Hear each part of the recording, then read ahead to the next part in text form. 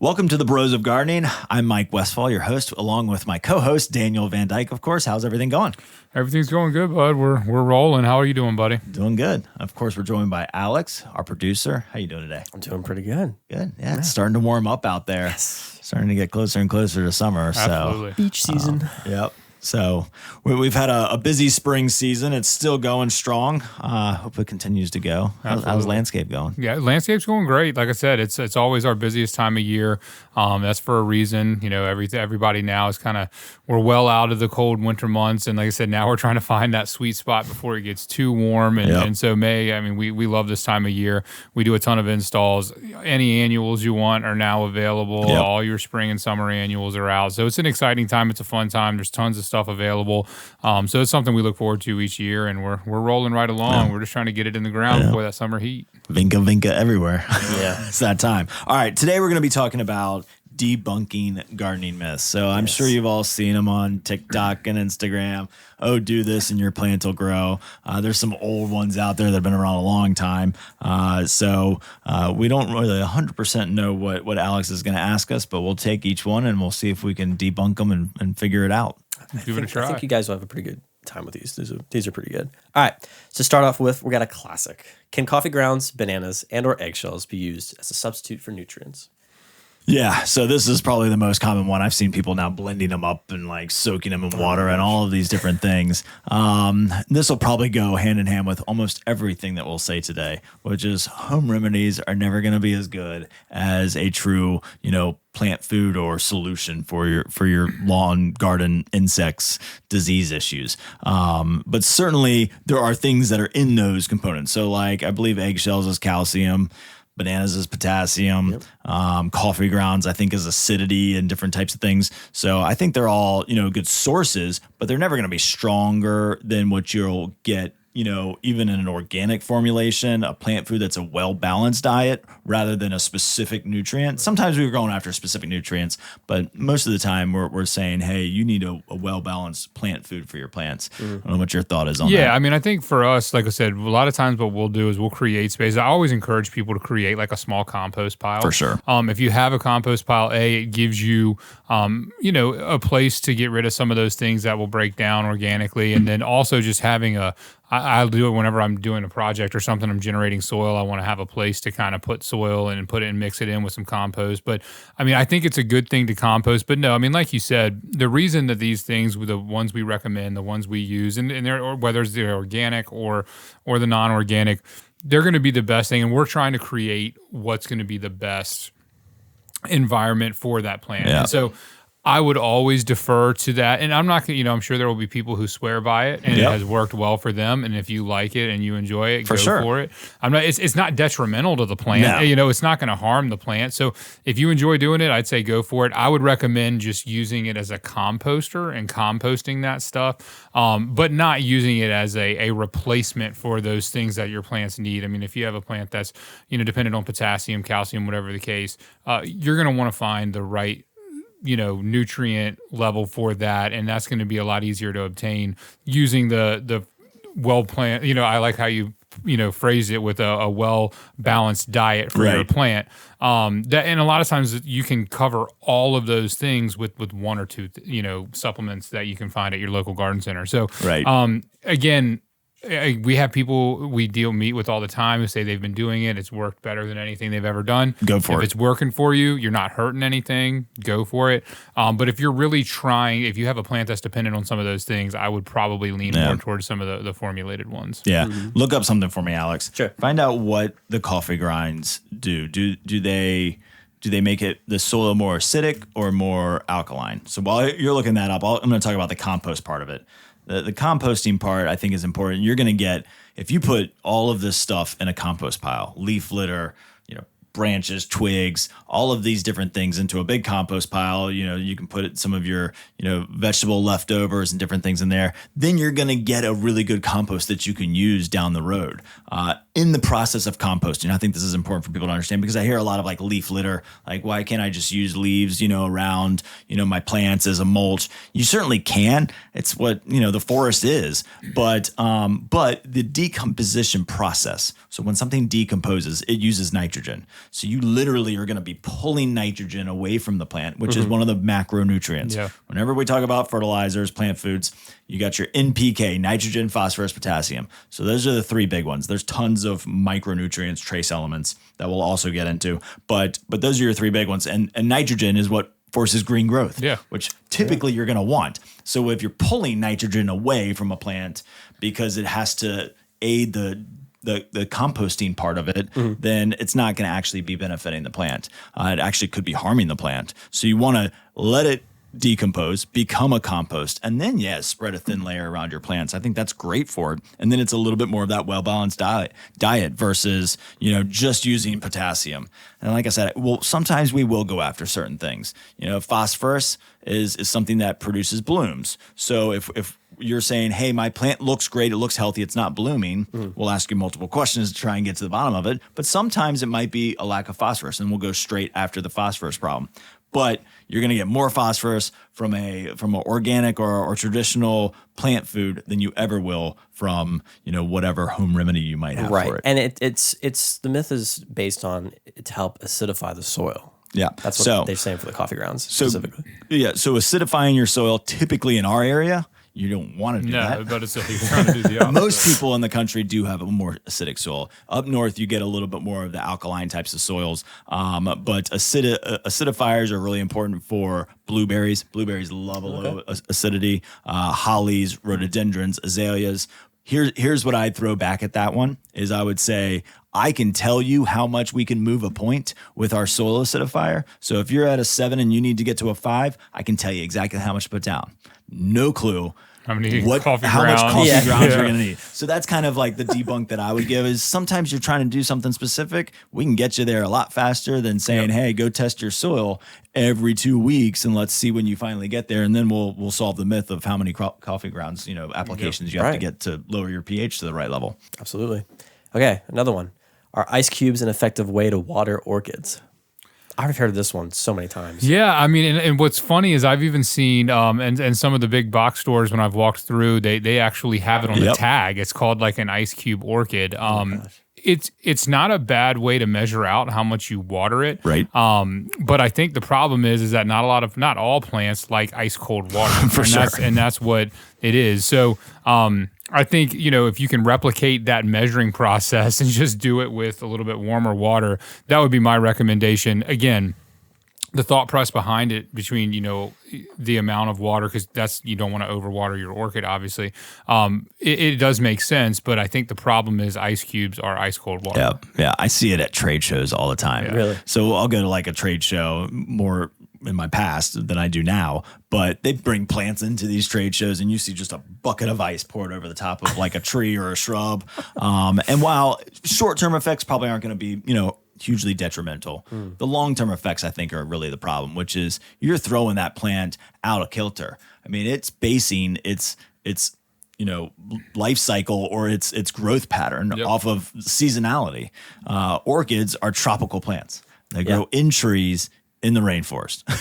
So when does it ever get 32 degrees in the rainforest? So, water as it thaws is going to be pretty cold. And so then you're throwing that plant into an area of like what is going on, what's happening. So certainly people will, typically say orchids will bloom better after a colder period. So there's those things that are true. They know the seasons when we start to warm up, they'll start to bloom a little bit better. You can do that in your home by moving it around into different positions in your house. But getting into that, I always say, especially with houseplants, like don't get into a regiment of watering your plant on a cycle. And this is what would force you even to do that more is let me put, a few ice cubes on my orchid every Monday. And then all of a sudden I'm on a water regimen. It's throwing the plant into a little bit of shock and disarray to say what's happening, what's going on with the seasons. I thought it was summer. I thought it was spring. And now all of a sudden I'm getting this ice cold water on me. So I definitely don't recommend that one. All right. Now what about this one? Is vinegar an effective weed killer? I know you get that all the time. I was going to say, this is probably one of the ones we get the most of. And again, I probably sound like a broken record here. Yes and no. It can be one and the same, right? So if you do, put vinegar on weeds, it will burn the top of the weeds, and your weeds, they will go away. They will burn up, and it'll look like you've killed them.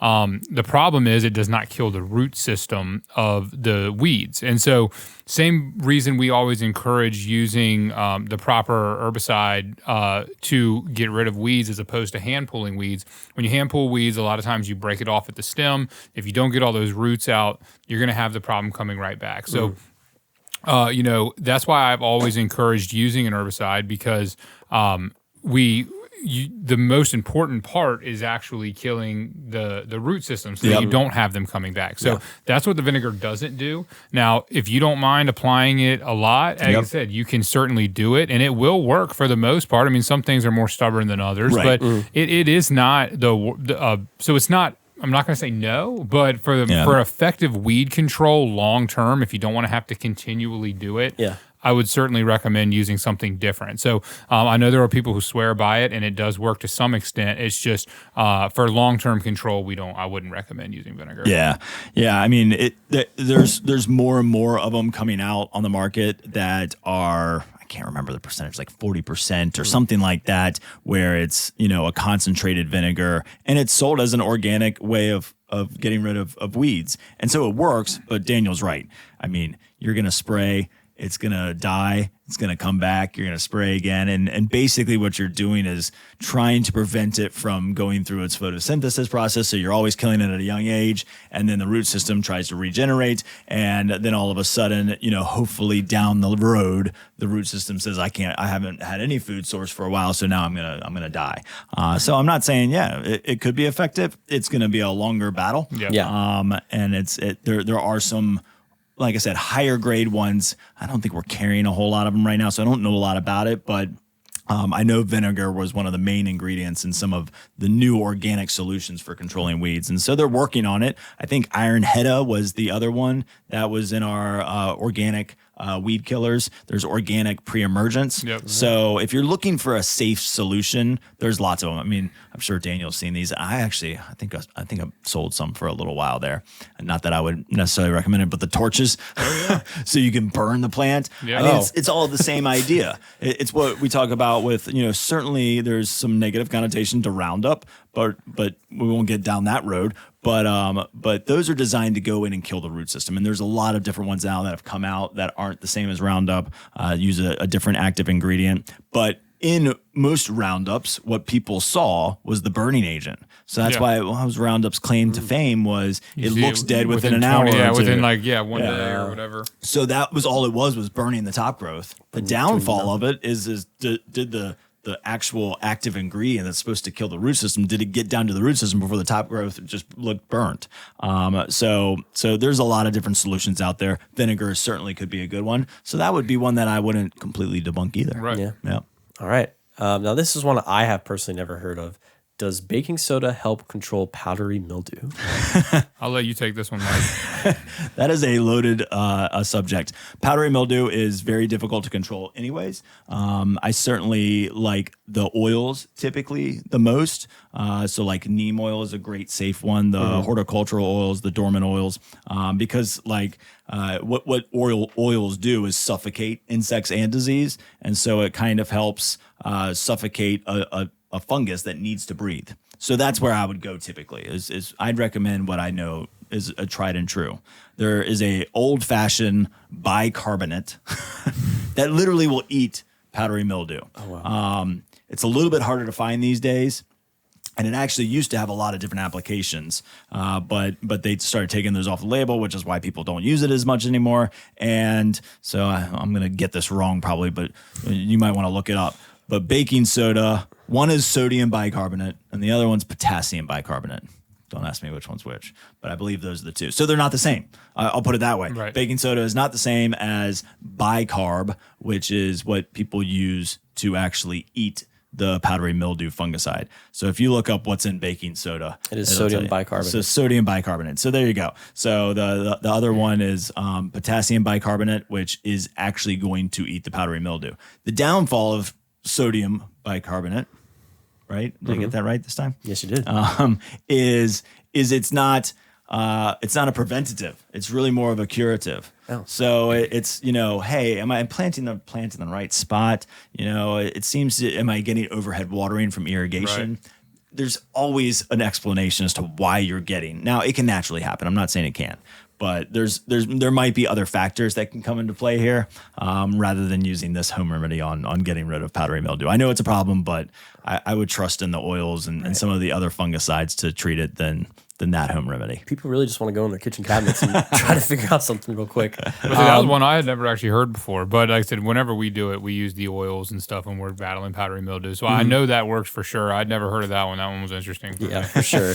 Okay, so can native plants, do they not need water? Don't require water? I know you deal with this all the time. Yeah, so, I mean, it's, in theory, I understand why people would make that assumption. I think native plants, can be defined different ways. If you have something that has truly grown up as a volunteer, it has sprouted and it is truly native to your yard, they are probably not going to require a lot of water. But a lot of times what we're doing is we're planting a native garden. Now, while natives are a lot of time, a lot tougher, they're hardier, they do perform well in this area. That's obviously one of their claims to fame. But everything needs water when it's first getting acclimated. When you're taking something out of a pot, we've talked about this in some of the previous podcasts, you want that to encourage that those roots to get going, to jump out into the soil. They need water to grow. So I would say that is false, but the concept behind it does hold water in the fact that they do not need as much of that. So yes, natives are just in general usually a little bit lower maintenance in the sense of watering and stuff like that, but they are still going to need water to get acclimated, to get established. So we've talked about don't overwater them for sure. You want to try to get them to stretch their roots out and stuff like that. But no, I would say natives are not, if I could find something that you didn't have to water, didn't have to take care of, and it would grow on its own, it'd be a pretty easy thing to do. But I would say not even natives, fit that bill, but they do probably require, I would say, less water, but certainly not no water. Yeah, I completely agree. I mean, hit the nail on the head. So, certainly natives are great for the your local environment and your community and all of those great things and all the flora and the fauna and all the the different bugs and bees and butterflies. But certainly anything that you're going to plant, you're going to have to water. Right. So, not necessarily true, but kind of. So going back to the household items here on this one, can dish soap help insecticides and pesticides stick better? Yes. This is one of my favorite hacks. Yeah. This is my favorite little hack, but it's not perfect. Okay. Guess what? It's not a one and done type of thing. So you can't use it on everything, but yes. So here's kind of the best way to explain it. There's surfactants. So surfactants help things stick. You're spraying a plant with a liquid-based product, whether it's an insecticide, fungicide, herbicide. What are you trying to do? That liquid is then required to stick to the plant. Yeah. So my best example is I'm trying to kill my lawn or I'm trying to kill a portion of an area of my yard, and I've got clover really bad. You've picked clover. Everybody's picked, trying to look for a 4-leaf clover. It's a very waxy blade. So you spray it with water. The water beads up. It falls off. So this helps stick it to the leaf of the weed. Plus, some blades of grass are standing straight up. So, you got this verticality, and you spray it with water, the water drips down to the bottom. That's not how herbicides work. It literally has to stick to the leaf of the weed or the plant in order to kill it, or in order to kill the insect, or treat it with a fungicide. A lot of products have surfactants in them. So this is where I start to debunk it a little bit, because you really need to read your label. Because here's the science part of it. There's ionic and non-ionic. Oh, wow. So ionic surfactants would be dish soap, which is a quick, easy fix. What I do is one of my favorite products to use is Killzall. High yield Killzall. It just kills everything that you spray it on. So I use it to kill poison ivy, or if I'm doing a new bed, I'll go out there. So I'll drop 2 or 3 drops of Dawn or any kind of liquid dish soap, not hand soap, but a liquid dish soap. I'll put it in there, and then I'll mix it up. It makes it a little sudsy, but it'll stick a little bit better because I used it. But spreader sticker, so we sell high yield spreader sticker, but there's lots of different surfactants out there in spreader stickers. They're non-ionic. And non-ionic will actually mix with the chemical or the spray that you're using, and therefore make it stick better. It's just going to work better. A great example is, a lot of people deal with nutgrass. Nutgrass is nut sedge, nutgrass. It's a very lime green grass. If you ever mowed your yard and then the next day there's something poking up all over the place, you've got nutgrass. And it's a very hard weed to kill because it's a very waxy leaf. Yep. And so trying to get a liquid to stick to it is very difficult, and you have to use a non-ionic with that one. So yes, I love it. I use it. But if I've got spreader sticker, I'm using spreader sticker first. Gotcha. All right. Last one. This is an interesting one. Can juicy fruits and human hair get rid of moles? Mike, I'm going to defer to you on this one too. You teach our mole and vole class, so that's one I had never heard of. Yeah. But I'm sure some people swear by it. But I'll let you tell us if that one's going to work or not. So I certainly, whenever I teach the class about moles and voles, and we've already mentioned it in a previous podcast, we're going to do a whole podcast on moles and voles because we know it's a big subject. But trying to kill a mole or a vole is difficult because you just don't know how many you have. They're living under the ground. So yeah, you get one, great. What I have learned about juicy fruit and human hair is that they're probably not going to eat it, especially moles. Moles are meat eaters. They're going to eat insects. Why would they eat juicy fruit? And really, what is juicy fruit going to do, or what is gum going to do? Probably nothing. It's not going to harm it, even if they do eat it, and they probably won't eat it. So, and I don't even understand the human hair one. I think that's more of a deterrent, a repellent. Sure. So I've heard of some crazy things out there. Yeah. Gassing them. Taking an adapter to the exhaust of your car and attaching it to a hose and putting it down the mole hole. What? Just like it'll put them to sleep forever. But the downfall of it is what are you putting into your soil? Like then you're putting all of that exhaust into your soil. So that's not good. So a lot of these home remedies, I really don't recommend. If you're trying to have a successful garden, then do the right thing and check with your local garden center and get the right products that are safe. When we talk about this podcast, when we do a mole and vole podcast, the solution that we have come up with is safe for pets, safe for animals. There's no poisons, so it is the best solution. And all of these other things don't sound like great solutions. I mean, what animal might come down and eat the juicy fruit, exactly. and then will that kill that other animal that you're not trying to kill? So that's where I tend to always debunk some of these myths because it's that's not what we as horticulturalists know. And I think that's where I always end up with them too. I mean, we get a lot of different questions and stuff. We meet with people. And I've always said, look, if something's working for you, you don't mind it. I'm not telling you not to do it. A lot of times if it's not harmful to the plant, do it. But what I always come back to is efficiency and putting in your time and your energy. If you're going to take the time to go out there and treat the soil with different things, we appreciate the fact that you realize that these plants need different things. If you're going to go out and take the time to put things in juicy fruit in your mole tunnels, whatever the case may be, if you get the right products, you're going to have the more success. And so what I don't want to do is see people go out, put in the time and energy, put in the effort, and then not have the results that they want, and then get discouraged from gardening for one reason or another. So that's what I've always said is there are things that work. I mean, the Dawn one I've certainly heard before. That's a good one, the dish soap one. But again, spreader sticker, a lot of this stuff is fairly inexpensive. You can keep it around, use it for all different things. It goes a long way. So my biggest thing with them isn't that they necessarily don't work as well. It's just if you are going to put the time and energy in to do it, you want to be successful. You want to be encouraged to continue to do it. And again, I appreciate the fact that the people recognize, hey, these plants need certain nutrients. We need to do it. It is an ongoing process. So if you can set yourself up for success and bear the fruits of your labor when you do it, you're going to be a lot happier to do it. Just want your juicy fruits. Don't want to get people discouraged. I mean, I think Daniel hit the nail on the head there. I think that it's a great point. If you're doing something and you believe in it and it's working for you, go for it. And if anything, come and tell us. Like, we'd love to hear those, success stories and what's working for you. Certainly there's a lot of great solutions out there. I think taking all of those first ones, the coffee grounds, the eggshells, the vegetable leftovers, and putting it in a compost pile is a great solution to giving 100%. Something that can make something for all of the plants in your garden. And it's not going to be like this specific type of thing that you're going to do, and I don't know if it's going to do a whole lot. So I think there's some great ideas out there. Everybody's always thinking forward thinking and coming up with these amazing ideas. It's just some of them, like Daniel said, if you're going to put the effort in, let's put it, let's get you something that's going to work. Yep, exactly. Cool.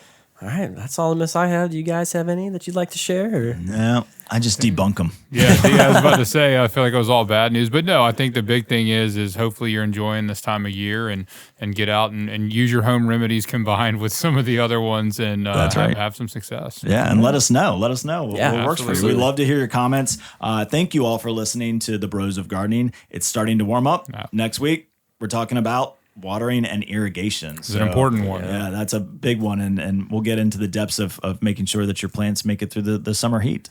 Absolutely. All right. We'll see you next time. Thanks, everybody.